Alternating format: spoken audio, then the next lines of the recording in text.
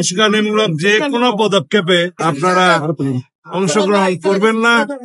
দেশে নৈরাজ্যকর পরিস্থিতির সৃষ্টি হলে ভবিষ্যতে গণতন্ত্রের পথে গণতান্ত্রিক প্রক্রিয়া উত্তরণের জন্য আমাদের বাধা আসতে পারে।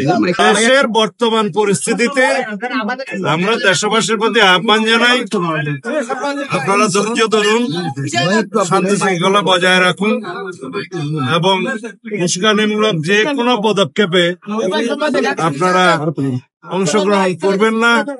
দেশে নৈরাজ্যকর পরিস্থিতির সৃষ্টি হলে ভবিষ্যতে গণতন্ত্রের পথে গণতান্ত্রিক প্রক্রিয়া উত্তরণের জন্য আমাদের বাধা আসতে পারে। আর অন্তর্বর্তীকালীন সরকারকে অনুরোধ করব, আপনারা শক্ত হাতে আইন শৃঙ্খলা পরিস্থিতি নিয়ন্ত্রণ করুন।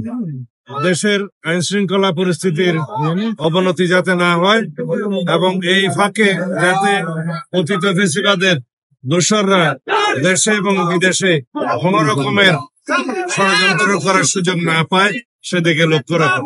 ধন্যবাদ।